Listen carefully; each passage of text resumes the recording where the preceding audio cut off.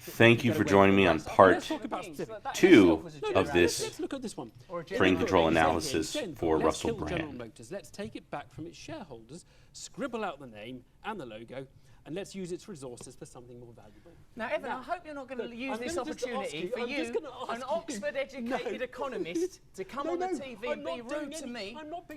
Okay, so very important here. I hope you're not going to take the opportunity to be rude to me on TV as an Oxford-educated economist.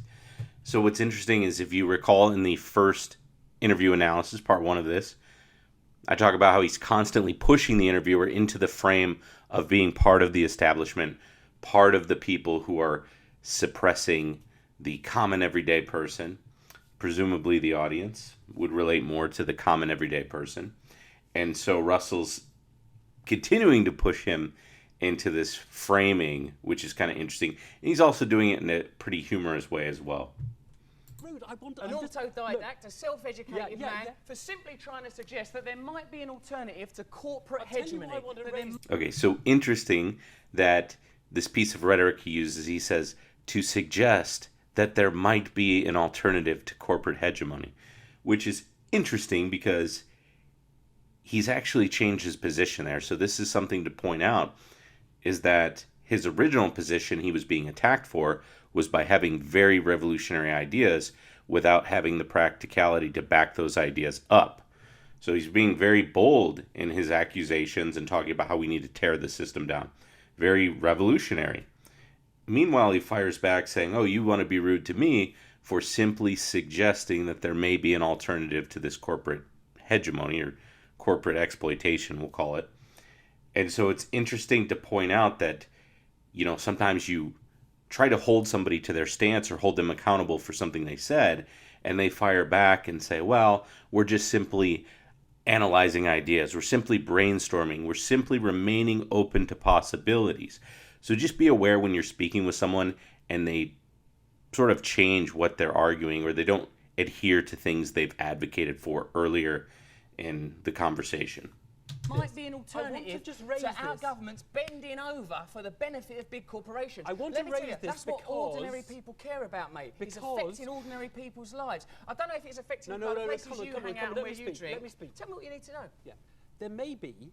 I mean, you're very good in this book. Thanks. And you're going to get a lot of praise for the way you document. I don't want praise. I want change. You're going to get a lot of praise Great. for identifying a lot that people don't like about society at the moment. It's very easy to spot things that are wrong with society at the moment, right? Absolutely. We have the bejeweled bus you talk about. 85 people in the world who have as much as 55 billion. What's your point, Evan? What's your point, My point is, come on, you propose another system, and it might be that your system is better, or it might be that you haven't had the imagination to think about the problems that the other system has. So I'm trying to get into a detail here, which you want to take. I lack imagination? That's your accusation. So here he flips the frame in a very interesting way. He slightly shifts the wording used by the interviewer, which changes the meaning of his phrase into its opposite. So the imagination the interviewer was saying Russell lacked was the amount of thought he had put into the pragmatic issues tied to the change he is calling for. What Russell does is he flips the frame by asking him to confirm his claim, but this time the wording changes slightly by using the words, "You think I lack imagination." His playful misinterpretation challenges the interviewer to have to defend a claim that he never made, that Russell is not imaginative. A lack of imagination runs counter to the idealist frame that the interviewer has tried to push Russell in. So while Russell's trying to push him into the role of being part of the corporate establishment, he is trying to push Russell into the role of being an idealist, a dreamer, somebody who lacks pragmatism. What's the problem with my imagination? I want to take an example of something you say. Take the example. Take General Motors from its shareholders. Absolutely. Do you know who owns it? The United Auto Workers Union owns a chunk of it. The Canadian government owns a chunk of it. You take it from them, and Evan, are you seriously telling me that the corporate world companies like Monsanto and Pfizer are operating on behalf of us ordinary people? Is that your argument? Are you coming on Newsnight, a great British institution, to say that corporations like Vodafone, Amazon, sometimes Google, who don't pay their tax in this country, who are aided and assisted by our government, while people fill the squares arrested for possessing tarpaulin so they can peacefully protest, you want to say that corporates are getting a rough ride? I don't say they're getting a rough ride. Look, you've got a proper job. I want to ask you... Look, why don't you answer some questions? I want to ask what you propose that people who own General Motors should do when you have taken it I don't want to follow you down blind alleys about silly administrative quibbles. Let me be absolutely clear. I don't trust politicians. No one does. I don't trust the corporations in this country that you inadvertently work for every time you take this line with me. Okay, you inadvertently work for these corporations. So again, he's pressuring the interviewer into the frame of being for the faceless corporations and entities. What I'm saying is that people can run their own workplaces, people can run their own communities. The people of this country have been patronised enough, mate, and let's not do it in this interview. I'm not patronising anybody. Good. You say you want General Motors to stop making cars that break down in a few years. Mate, you carry, like, so they can sell all of them. Well, do you really believe that cars are made to break down? What, built-in obsolescence? Yeah, I believe in built-in obsolescence, don't you? Well, I tell you what, when I was a kid, people make deliberately exploit. Any one of us. We went on holiday. We could barely guarantee to get You're back much again. more tactile than the Jeremy geezer. He hated it when I touched his legs. Because the cars were so unreliable, they've become much more reliable. And I sort of think the companies that made it... So if you haven't noticed, Brand has been leaving his hand on the interviewer's leg, and this is applying pressure to one's physical boundaries. Now, we all have different physical boundaries. The thing about boundaries is we all set our own, but socially, you are pressing most people's boundaries when you put a hand on them, depending on the situation or context. So examples besides touching would be physically just moving into one space. And what this does is it fills two roles, right? To see what additional boundary crossing can be done later. So it's used as a way to kind of test somebody, and a kind of test to see how assertive the other person is, whether or not they will actually stand up when you put that boundary, stand up to put the boundary up towards your behavior. So if you don't call this out or check this early, sometimes you end up looking weak because you're allowing someone to steamroll over your boundaries without actually acknowledging it or addressing it. Again, like a lot of these strategies, context dependent, but it's something to pay attention to. So another purpose of putting your hand on someone like that is to get a reaction. So he actually wants one to put up a reaction or respond with a boundary or respond in an emotional way. And that's a way to generate control. Some people do that pathologically, and some people do it as a strategy. Who knows why Russell's doing it? He may just be very comfortable with the other person. But when Russell failed to get a reaction from the interviewer, he finally made a comment about it, while at the same time cutting off what the interviewer was saying. So he's very, very flippant about what the interviewer is saying. He's able to change gears very quickly and kind of go into that comedian frame, right? So what this caused, and if you look at their body language right now, this is where Russell's leaned back, but this caused the interviewer to lean forward and overextend physically and emotionally, right? More on overextensions in future videos. But this was Russell's cue to lean all the way back and look away as if telling the audience that the interviewer is not worth a second thought. So if you look at the body language, look out for people who get you riled up and then immediately withdraw their attention or affection. This is often to put you into a beggar's role as someone who is trying to win the other person's approval, and this can actually kill your status if it's observed in a room full of people. It makes you look like the one pursuing the attention of the other person. What you think went out of business. You think that, do you? Well, I honestly think that. I posit that as at least a theory of capitalism. I'm not going to sit here with you. I know you know that capitalism isn't working. I think it's got a lot of flaws. That a system that requires quantitative easing to hold it together. So listen to what he's saying. I know you know capitalism isn't working. So he's not only accusing capitalism of not working, but he's saying the other person doesn't sincerely believe that it is working. And so when you say, this is not, capitalism is not working, that's a mind read, right? The person tells you what you're thinking or feeling, and they're accusing you of lying about your feelings or intentions. And there's no way for them to know more than you about your own internal experience. So be sure to shut that behavior down early on in an interaction, because like many types of boundary pressing, like the touch we talked about earlier, if you allow that to carry on and you take their claims about your internal experience seriously, or you get defensive about their claims, they have unchecked power over you by simply pulling ideas out of their rear end. They don't actually have to present any kind of argument or any sort of reasoned thought. They can simply just continue to make accusations about what you're thinking or feeling. You might have experienced this in a relationship if you were ever accused of something or feeling a certain way that you weren't. While energy companies are subsidised by our taxes, while renewable energies are ignored. I know you can't support that system, Evan. I know you're mates with CEOs and big business Let me bring up a graph. I don't want to look at a graph, mate. I ain't got time for a bloody graph. Well, this is what I want to take this opportunity to talk to the people of this country and tell them to get involved in creative direct action. That's a lovely graph. It goes back to 1862. Mate. This is the kind of stuff that people like you use to confuse people like us. Okay, again, the people like you versus the people like us framing. The common everyday people are us, and you're the corporate shill, right? So he's pushing him again into that frame. Just pay attention to how many times he has developed this frame, how strongly he's developed this frame. Like any frame that you're building, it requires additional changes to the conversation, or you sort of have to build it like you're building a building with a foundation. You build one brick on top of the other, and you continue to repeat the messages. So an important element of framing is what the audience walks away with, what the other person walks away with, and that involves repetition. A graph, mate. I'm not trying to confuse you. You've not just come from the New Era estate where Boris Johnson, who takes five times more meetings a year with bankers than he does ordinary people. We've got a graph. Everything's tidy. Trying to just take you seriously, and I'm really okay. Trying. Well, tell me what you want to do with the graph. It shows real.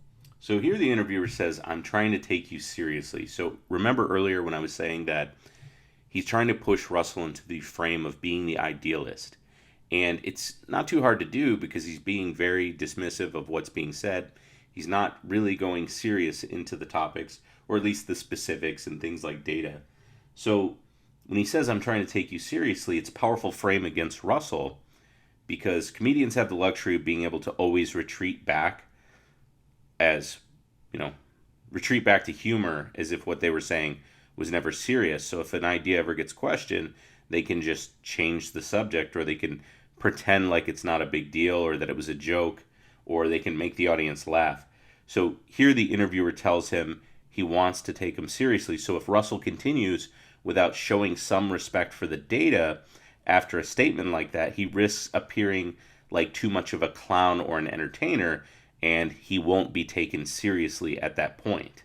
Wages and how people's wages have gone up over the last 150 years. Do you ever go and it's outside? terrible. Just look at the right-hand side. I'm on your side here. Look, on the right-hand side. Look how far it goes down. Sure. Well below zero. That's the worst it's been for the last 150 years. Sure. Right? Go back over the previous bits, though. Don't talk to me like that, mate. Wages have been going up all the time. Now, if I gave you a button here, you can push that button and get rid of that down bit at the very end. Evan, I'm not But you get rid of a lot of the up bits. What is your point? My point is that revolutions sometimes have good effects, but they also wipe out more than they intended. Thank you. You could have said that in 5 seconds without the daft graph. Well, I think the graph is very... Okay, continuing to be dismissive about what the interviewer is saying and maintain his dominant frame, he polices the tone of the interviewer by showing impatience. So in other words, not the content, but the way the content is being delivered. So he's stepping out of the content. That's not a very comfortable subject for him. In fact, the data may show things that are against his ideas. So by telling the interviewer to hurry up, he can attack the argument without having to directly address its ideas. He's not attacking the argument. He's attacking the way the argument is being delivered. And he's implying that it's boring or unnecessary and that it's sort of beneath him. point is the systems we have at the moment aren't going to change within themselves because those systems are working for precisely the function they're intended to. They work for, they enhance the power and profits of elites. They support the rights of corporations. At a time where the TTIP agreement's being pushed through in Europe, I think we have to be more aware than ever of the disempowerment of ordinary British people. We have to support localised, creative, direct action movements. Are you going to overthrow John Lewis? What is your question? Mate, I'm saying you're going to overthrow John Lewis. Look, let me tell you very clearly. Because it's easy to say I want to overthrow the banks, but are you going to overthrow John Lewis? I'll tell you what. I'll tell you. No, it's not a hard question, mate. It's not a hard question for me. Sat in front of this lovely graphic that you've put together there of me as Che Guevara, a complex figure. Okay, let's face it, a man who was occasionally brutal. Look, no.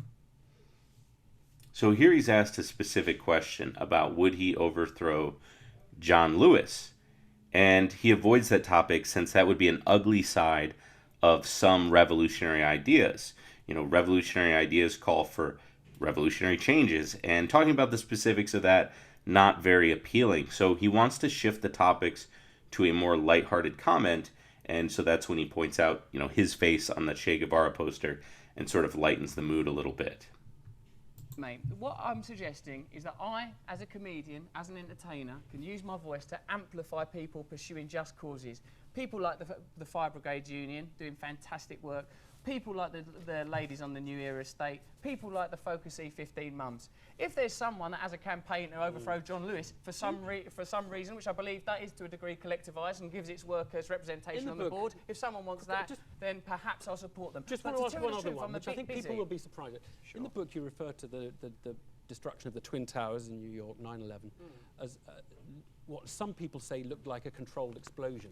And one might read that as you giving some credence to conspiracy theories. You can read the book in whatever manner you would like to. Do you believe that the Twin Towers were destroyed by forces of the American government or similar? I think it's interesting that at this time where we have so little trust in our political figures, where ordinary people have so little trust in their media, that we have to remain open-minded to any kind of possibility. I don't know.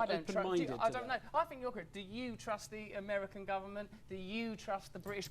Okay, so here he's pressured about more specifics about his comments that imply a possible conspiracy, right? So he redefines this as more of an openness to possibilities and a healthy distrust of government, which many people can relate to. So it's likely that the audience will at least have some idea of that idea that there's always a healthy distrust of any government, or a certain bit of every one of us that does question the ideas and the motives of our government. So notice how this is a much more defensible position, and it represents universal sentiments that people hold as far as ideas of conspiracy. He doesn't have to get into the specific claims that he made in the book, or at least not too in-depth. He could appeal to this idea of government corruption as a general idea. Government, I mean, it's not my views aren't really important at this point, but I think most people regard it as ridiculous to suggest anything other than the Al-Qaeda destroyed those buildings.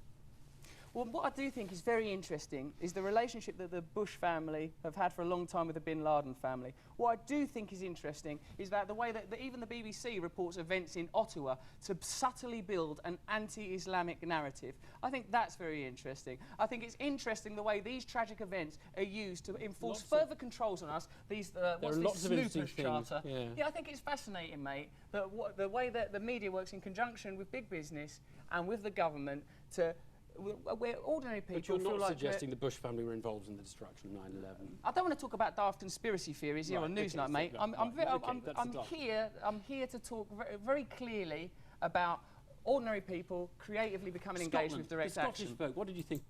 So an important element in framing is asserting what is and isn't an appropriate topic to speak on. This power to assert the topic allows you to control what your audience walks away thinking about. It allows you to decide which topics are on the table and which ones aren't. So it gives you a lot of control in determining the focal point of the audience. So one way to do that is to appeal to the formal setting that you are in, to say, this isn't the time or place for a conversation about conspiracy. So just notice how effortlessly he's able to shift topics, shut down threads in the conversation that do not serve him and his goals, and then redirect right back onto the conversation and the points that he wants to make. This is absolutely powerful when it comes to frame control. Now, if you find this content helpful, if you find it valuable, go ahead and like the video and please subscribe to the channel. Have a great day.